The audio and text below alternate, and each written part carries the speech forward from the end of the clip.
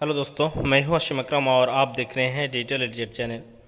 जी हाँ दोस्तों, आज हम बात करेंगे झारखंड के बारे में, क्योंकि हम लोग जानते हैं टीजीटी का जो अभी पेपर का हम डिस्कस कर रहे हैं उनमें जनरल पेपर में सबसे पहला अगर टॉपिक देखा जाए तो जो है झारखंड से रिलेटेड है। और झारखंड से रिलेटेड सामान्य ज्ञान जो है हम लोग बहुत कोई किसी के बारे में जानते हैं और बहुत कोई जानते भी नहीं हैं। तो कुछ कुछ ऐसे ऐसे चीज़ों के बारे में डिस्कस करेंगे जो कि आपके एग्ज़ाम की दृष्टि से बहुत महत्वपूर्ण है। और ये महत्वपूर्ण ऐसे ही हम हवा में बोल रहे हैं, ऐसा नहीं। जो इससे पहले 2016 में टीजीटी हुआ था, 17 में हुआ था या 18 में भी हुआ था, उनका अगर हम पुराना सेट को अगर क्वेश्चन को उठा के देखेंगे तो यहाँ से काफ़ी क्वेश्चन जो है आपको देखने को मिलेगा। तो ये वीडियो थोड़ा सा लॉन्ग होने वाले हैं, क्योंकि हम झारखंड के पूरे डिटेल्स बात करेंगे। झारखंड में क्या है क्या नहीं है, जनसंख्या कितने है, कौन सा विद्रोह, कौन सा आंदोलन किसने किया था, कौन सा यहाँ पे भाषा है, क्या है इसका इतिहास, हिस्ट्री, ज्योग्राफी, भाषाएं, सभी पहलू पर हम डिस्कस करेंगे। लेकिन ये वीडियो जो है थोड़ा सा लंबा होने वाले हैं, तो इसलिए वीडियो में अंत तक आप लोग रहेंगे, ठीक है। क्योंकि अक्सर जो है देखा जाता है कि जो है इन सब चीज़ों को हम लोग जब वीडियो शुरू होता है तो लगता है ये सब तो आम चीज़ है, हम तो ये सब जानते ही हैं। हालांकि हम लोग टीचर अब होने जा रहे हैं तो हम लोग ये सब चीज़ जानेंगे ही, लेकिन ऐसी बहुत सारी चीज़ आपको अंदर डिस्कस करते करते वो मिल जाएगा जो कि आप वो जानकारी में नहीं था। तो इसलिए हम आपको बोलेंगे कि नहीं, थोड़ा सा इसको जो है थोड़ा सा टाइम देकर इसको देख लीजिए। सबसे पहला अगर हम पॉइंट देखेंगे यहाँ पे, तो झारखंड एक राज्य है। झारखंड भारत का एक राज्य है, ठीक है, भारत का राज्य है। रांची इसकी राजधानी है, ये भी हम लोग जानते हैं। झारखंड की सीमा उत्तर में बिहार, पश्चिम में उत्तर प्रदेश और छत्तीसगढ़, दक्षिण में उड़ीसा, पूर्व में पश्चिम बंगाल को छूती है। लगभग संपूर्ण प्रदेश छोटा नागपुर के पठार पर अवस्थित है। ये चीज़ हम लोग बहुत कोई नहीं जानते हैं कि झारखंड किसके पठार पर अवस्थित है, तो छोटा नागपुर के पठार पर अवस्थित है। हालांकि अगर किसी स्टूडेंट को छोटा नागपुर क्या है, पठार क्या है, इनकी जानकारी लेना है तो आप कमेंट कर सकते हैं, उनके लिए अलग से हम वीडियो बनाएंगे इन सब पॉइंट के ऊपर, ठीक है। तो अभी हम लोग देखते हैं क्वेश्चन को यहाँ पे कि संपूर्ण भारत में वनों का अनुपात में प्रदेश एक अग्रगामी राज्य माना जाता है। बिहार के दक्षिण हिस्से को विभाजित करके झारखंड का सृजन किया गया है।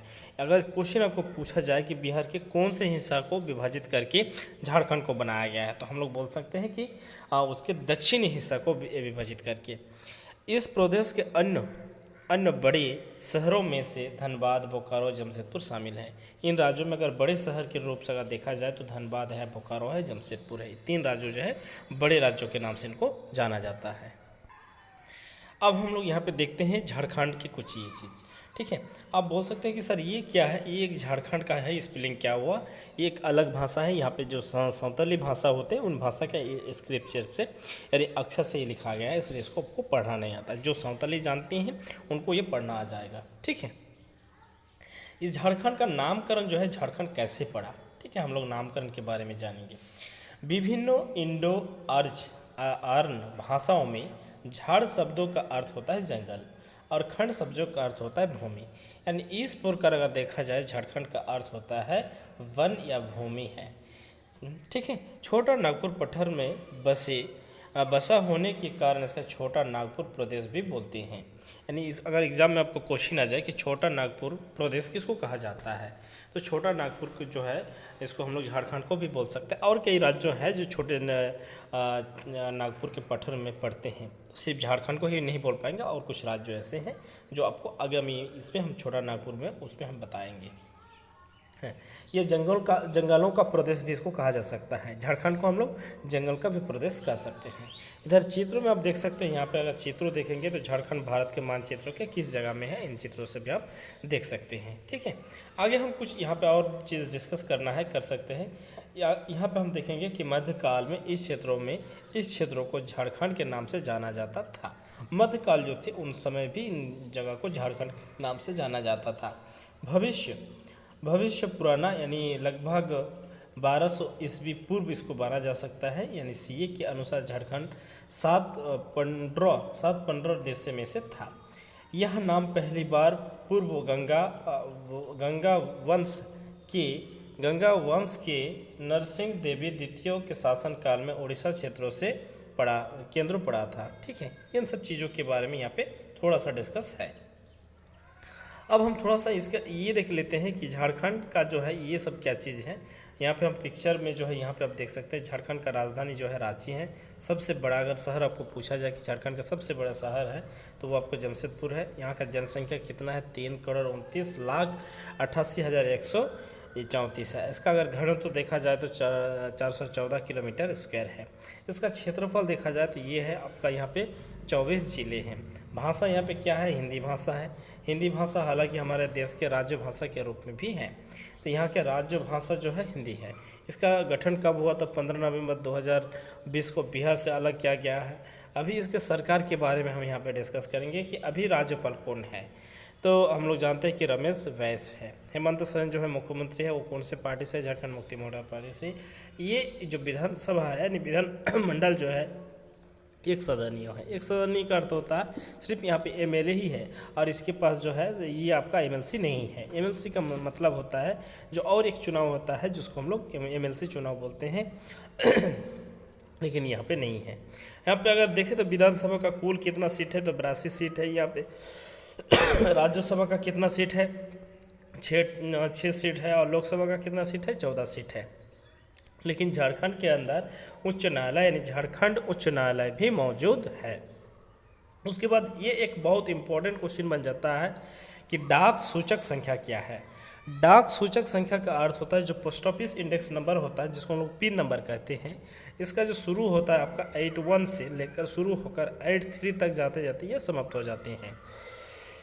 तो हालांकि ये चीज़ की जानकारी आपको शायद नहीं था, तो इससे अब हो जाएगा।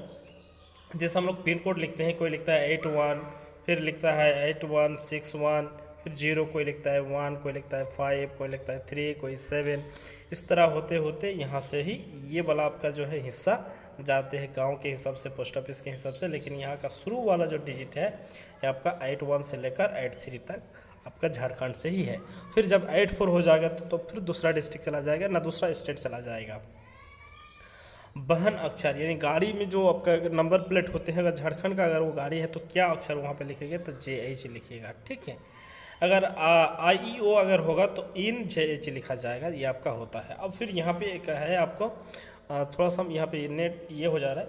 यहाँ से देखा जाए तो ये झारखंड का वेबसाइट भी है। आप यहाँ से झारखंड का वेबसाइट के बारे में भी जान सकते हैं कि झारखंड गवर्नमेंट का जो वेबसाइट है वो क्या है, झार.gov.in, ये आपका झारखंड का वेबसाइट है। अब थोड़ा सा हम लोग लेफ्ट साइड में चलेंगे। लेफ्ट साइड में बहुत सारी चीज़ है जो आपको हम लोग छोड़ के आ गए थे, यहाँ पे आए थे। यहाँ से हम लोग अब देखते हैं कि झारखंड का इतिहास क्या है, ठीक है।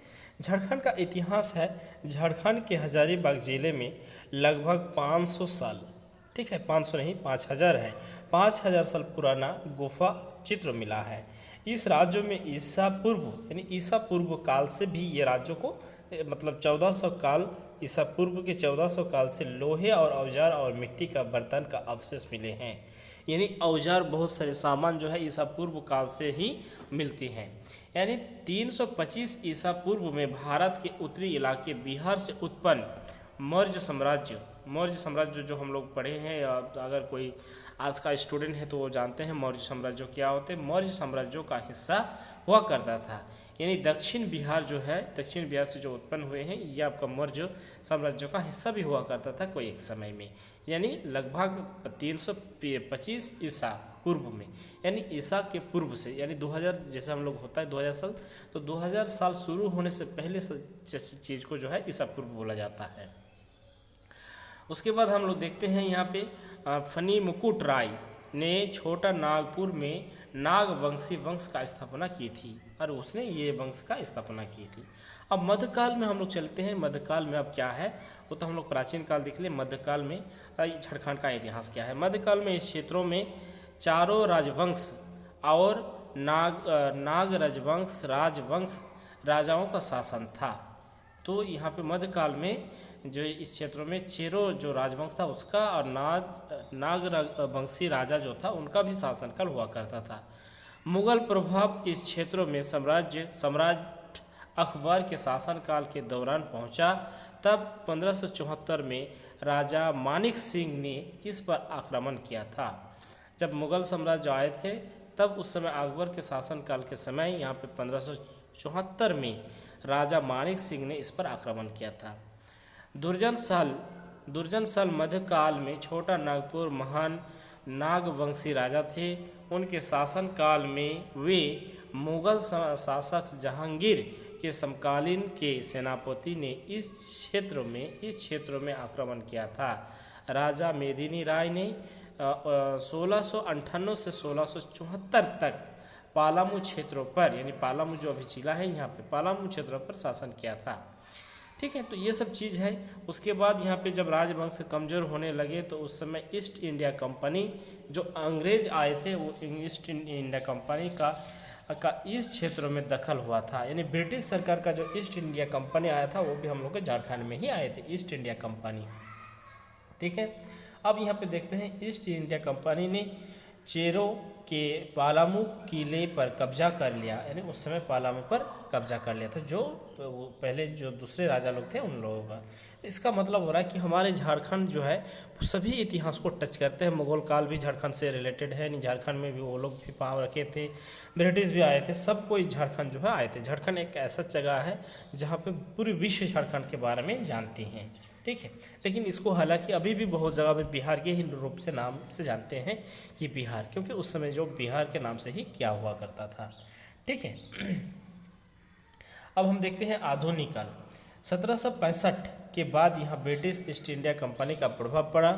ये प्रभाव उस समय पड़ा। अलग मराठा युद्ध के बाद छोटा नागपुर, ये याद रख लीजिएगा युद्ध का नाम जो है, अलंब मराठा युद्ध के बाद छोटा नागपुर पठार के कई राज्यों, हम आपको पहले भी बोले थे कि छोटा नागपुर का जो पठार है इसमें कई राज्यों पड़ते हैं। आपको आगे डिस्कस करेंगे कि उसमें कौन कौन राज्य आते हैं, कई राज्य आते हैं। ठीक है, ये राज्यों ब्रिटिश ईस्ट इंडिया कंपनी के अधीन हो गए। यानी छोटा नागपुर के जो भी राज्य हैं उन सभी राज्यों जो है ईस्ट इंडिया कंपनी के अधीन में आ गए थे। नाग वंश के रियासत जैसे रामगढ़ रियासत, उसके पर नागपुर, ठीक है, इन सब का नाम है। खरसुआ, साइकिला, उसके बाद जयासपुर, सरजुगा आदि शामिल थी।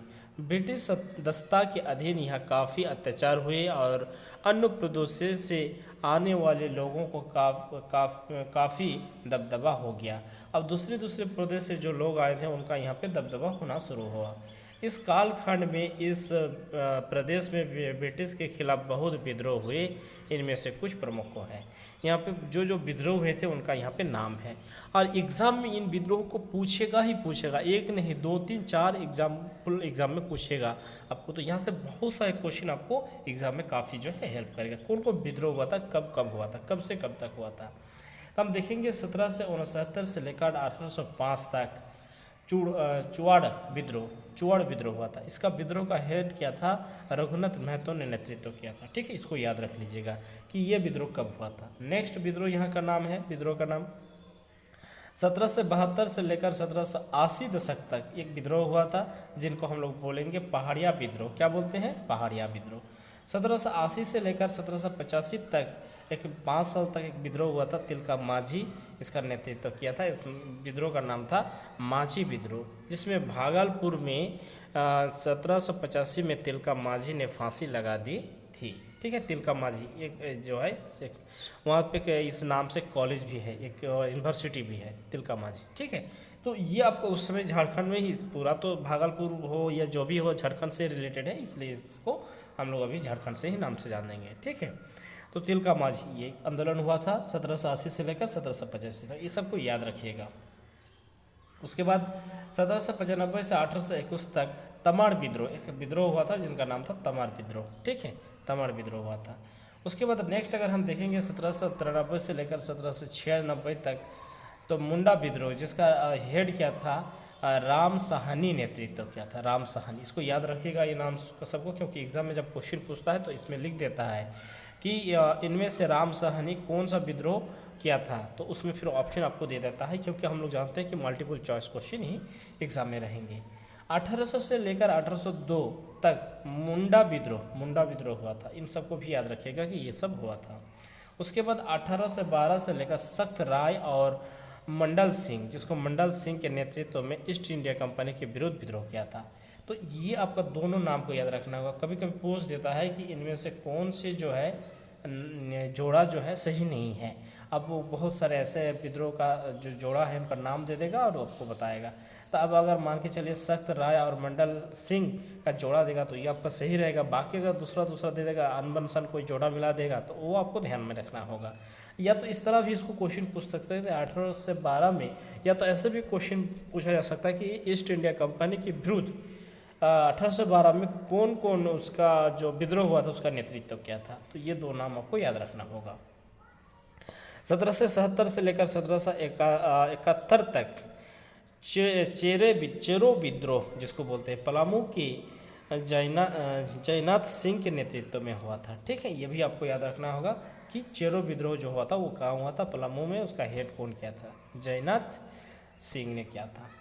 उसके बाद 1832 से लेकर 1833 तक खेवार विद्रोह हुआ था, जो भागीरथ और आपका दुबाई गोसाई एवं पटेल सिंह ने नेतृत्व किए थे। 3 आदमी ने नेतृत्व किया था। कौन सा इसको विद्रोह को, खेवार विद्रोह। ठीक है, इन सब चीज़ों को आपको याद रखना होगा क्योंकि इन सब क्वेश्चन जो है एग्जाम में बहुत इंपॉर्टेंट है, इनसे क्वेश्चन पूछेगा ही। 1833 से लेकर 1834 तक जो एक विद्रोह हुआ था जिसको हम लोग भूमिज विद्रोह के नाम से जानते हैं। भूमिज विद्रोह बीरभूम के नागा नारायण सिंह के नेतृत्व में हुआ था। ये आपका जो है बीरभूम जो एक ये है वहाँ पे एक हुआ था आपका भूमिज विद्रोह। इसको याद रखिएगा, कौन क्या था, गंगा नारायण सिंह के नेतृत्व में हुआ था। 1855 में लॉर्ड कर्नवालिस के खिलाफ संथालों का विद्रोह हुआ था, संथालों का। ठीक है, ये आपको याद रखना होगा। ये आपका ऐसे भी बहुत सारे क्वेश्चन में पूछते हैं। 1855 से लेकर 1860 तक सिद्धू कान्हू के नेतृत्व में सांताल विद्रोह यानी सांतालों का विद्रोह हुआ था। तो ये 2 भाई है, एक नाम नहीं है, सिद्धू मुर्मू और कान्हू मुर्मू। ठीक है, 2 नाम है ये, सिद्धू कान्हू जिसको बोला जाता है। 2 भाई के नेतृत्व में सांताल विद्रोह भी हुआ था। कब से कब तक, 1855 से लेकर 1860 तक। हालांकि ये लोग बहुत क्रांतिकारी लाए थे, इन्हें हमारे झारखंड में इनका नाम बहुत फेमस है। ठीक है, अब देखते हैं हम लोग 1897 में नीलम्बर और पीतम्बर का पालामू विद्रोह, पालामू जिला में जो है उसमें ये दोनों भाई थे, इन लोगों ने विद्रोह किया था। उसके बाद 1897 में पांडे गणपत राय का भी एक विद्रोह हुआ था जिसमें आपका ठाकुर विश्वनाथ और सहदेव, उसके बाद टिकैत उमराव सिंह, खैर भिखारी एवं बुधवीर के सिपाही विद्रोह के जो है आंदोलन हुए थे। तो इनको भी आप याद रख सकते हैं, सिपाही आंदोलन। इसमें काफ़ी लोग जो है शामिल थे, काफ़ी लोग इसमें ये किए थे। आप देखते हैं 1874 में खेवार आंदोलन भागीरथ माझी के नेतृत्व में हुआ था। तो आपको बहुत सारे हम विद्रोह बता दिए, बहुत सारे विद्रोह में उसका हेड कौन किया था। इन सब चीज़ों को आपको याद रखना होगा, कम से कम पेपर पेन लेगा जब लिख लीजिएगा तो बहुत आपको आगे चलकर काम आएंगे। उसके बाद खाड़िया विद्रोह, तेलंगाना खाड़िया जिसको हम लोग बोलते हैं, इसका तेंगला एक नाम होंगे, तेंगला नाम से उसका जो है नेतृत्व किया था। 1895 से लेकर 1900 तक बिरसा मुंडा भी हम लोग नाम जानते हैं, इसका नेतृत्व में हुआ था मुंडा विद्रोह जिसको हम लोग बोलते हैं। तो आपको अगर पूछ दे एग्जाम में कि बिरसा मुंडा नेतृत्व कब से कब तक चला था, या बिरसा मुंडा या मुंडा विद्रोह का जो है नेतृत्व कौन किया था और कब से कब तक चला था, इन सब क्वेश्चनों को आपको याद रखना होगा। इन सभी विद्रोह के भारतीय ब्रिटिश के सेना द्वारा फौज भी भारी तादाद से निष्फल कर दिया गया था। इसके बाद 1914 में जतरा भगत के नेतृत्व में लगभग 26,000 आदिवासी ने फिर से ब्रिटिश सत्ता के खिलाफ विद्रोह किया था। इन सब छोटे छोटे विद्रोह थे, इनसे पहले जो विद्रोह बताई इन सब छोटे छोटे विद्रोह हुआ था। लेकिन ब्रिटिश की जो सेना था, जो फौज थे, वो लोग भारी तादाद में उनको निष्फल हम लोग किए भी थे, लेकिन उतना कामयाब नहीं हुआ था। लेकिन 1914 में जो जतरा भगत के नेतृत्व में, इसको याद रखिएगा, लगभग 26,000 कितने आदिवासी ने, 26,000 आदिवासियों ने फिर से ब्रिटिश सत्ता के खिलाफ विद्रोह किया था, जिसमें प्रभावित होकर महात्मा गांधी ने आज़ादी के लिए सविनय अवज्ञा आंदोलन आरंभ किया था। तो इसको आप याद रख सकते हैं कि सविनय अवज्ञा आंदोलन का आरंभ अगर देखा जाए तो हम लोगों का झारखंड से ही इसका जो है पहला नींव रखा गया था, यहाँ से ही उसको जो है महात्मा गांधी को इससे प्रभावित मिला था कि इस तरह अगर आंदोलन हो सकते हैं वैसे वैसे जगह में ऐसे ऐसे छोटे छोटे आदमियों मिलकर, तो एक बहुत बड़ा हम लोग क्या कर सकते हैं, आंदोलन कर सकते हैं। इस आंदोलन से सब विघा बनाए आंदोलन शुरू हुआ था। अब हम लोग देखते हैं झारखंड के राज्य की मांग का इतिहास लगभग 100 साल पुरानी है, जब 1838 ईस्वी के आसपास जयपाल सिंह मुंडा इसको बोला जाता है, जयपाल सिंह जो भारतीय खिलाड़ी, भारतीय हॉकी खिलाड़ी थे, ठीक है, यानी भारतीय हॉकी खिलाड़ी थे जयपाल सिंह मुंडा। आपको याद रखिएगा, जयपाल सिंह मुंडा किसका खिलाड़ी थे, हॉकी की क्रिकेट खिलाड़ी थे जो भारतीय टीम से खेलते थे, जिन्हें खेलों में भारतीय हॉकी टीम की कप्तान का भी दायित्व निभाया था। और भारत का जो हॉकी टीम था, भारत का राष्ट्रीय खेल हॉकी है, उनका ये कैप्टन भी था, कैप्टन का भी जिम्मेदार निभाए थे। ने पहली बार तत्कालीन बिहार के दक्षिणी जिलों को मिलकर झारखंड बनाने का विचार रखा था, और इसी ने ही बोला था कि झारखंड जो है एक अलग राज्य होना चाहिए, जो बिहार के दक्षिणी जिला है उनको मिला के झारखंड एक अलग से राज्य बनाए चाहिए। इसी ने पहला आपका जो है आंदोलन किया था। लेकिन इनका आंदोलन को कौन जानते हैं, बहुत कम ही लोग हम लोग जानते हैं कि जयपाल सिंह मुंडा ही इस आंदोलन को पहला आंदोलन के रूप में रखा था, ठीक है। लेकिन यह विचार 2 अगस्त सन 2020 में साकार हुआ। लेकिन ये आंदोलन कब साकार हुआ, 2 अगस्त सन 1920 में साकार हुआ, ठीक है, जब संसद ने इस संबंध में एक बिल पारित किया कि राज्य की गतिविधियां मुख्य रूप से राजधानी रांची और जमशेदपुर, धनबाद तथा बोकारो जैसे औद्योगिक केंद्रों से सबसे ज़्यादा प्रभावित होती है। सन 2020 15 नवंबर को झारखंड राज्य को मूर्त पूर्ण ग्रहण किया और झारखंड के 28वें प्रांत के रूप में प्रस्थापित हुआ। तो ये आपका था झारखंड राज्य का मोटा मोटी इतिहास। अब हम इसको खगोलिक परिस्थिति और जलवायु भी देख सकते हैं। ये खगोलिक परिस्थिति क्या है और जलवायु क्या है। हम लोग पहले से ही बोलते हैं कि जो इसका खगोलिक परिस्थिति है, प्रदेश का ज़्यादातर हिस्सा छोटे नागपुर के पठार में हिस्सा में है, जो कि यहाँ पे कोयला, दामोदर और ब्रह्मपुत्री, खड़ाई, ये सब जो है नदियाँ का नाम है, नदी, ये सब भी इनसे जल क्षेत्रों से ज़्यादातर झारखंड में है। प्रदेश का ज़्यादातर हिस्सा वन क्षेत्रों, जहाँ हाथियों एवं बाघों की जो है बहुत आयात है, यहाँ से सब कुछ है, हाथी भी है, बाघ भी है। मिट्टी के वर्गीकरण के अनुसार प्रदेश की ज़्यादातर भूमि चट्टानों और पत्थरों के आवर्धन से बनी है, जिन्हें इस प्रकार विभाजित किया जाता है। यहाँ पे जो है ज़्यादातर जो है चट्टानों और पत्थरों से ही यहाँ के मिट्टी का जो है आवर्धन है। जैसे लाल मिट्टी है, हमारे झारखंड में लाल मिट्टी ज़्यादा है, जो ज़्यादातर दामोदर घाटी और राजमहल क्षेत्रों में पाए जाते हैं। ये दामोदर घाटी और राजमहल क्षेत्रों, इन दोनों क्षेत्रों में ज़्यादातर लाल मिट्टी जो है पाया जाता है। उसके बाद एक है माइक का युक्त मिट्टी, जो कोडरमा, झुमरी, तोलिया, तिलिया, उसके बाद बड़गवा, इन सब जगह में जो है आसपास के क्षेत्रों में इन सब मिट्टी को पाए जाते हैं।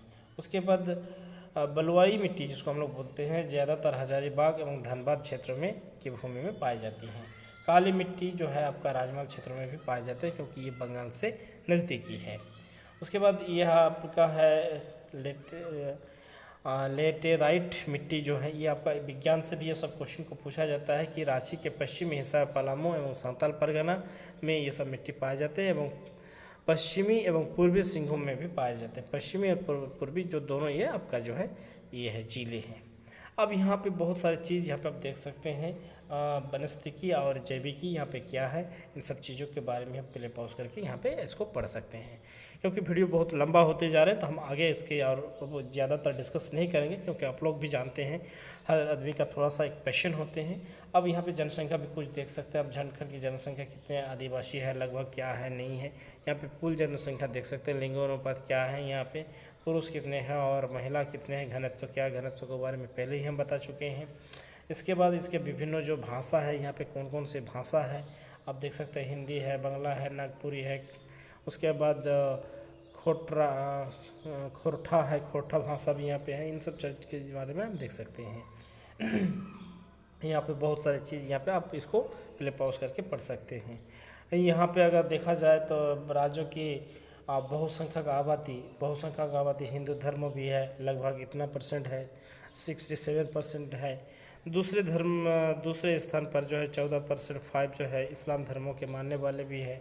लगभग 12.8% जो है यहाँ पे आबादी जो है सरना धर्म से भी है, और 4% 1 जो है आबादी ईसाई धर्मों को भी मानती है। यहाँ पे धर्म मानने वाले के परसेंटेज हैं। यहाँ पे अगर साक्षरता दर देखा जाए तो लगभग 64 पॉइंट है अभी के हिसाब से, और पुरुष में साक्षरता दर जो है ज़्यादा है महिला के दर के तुलना में।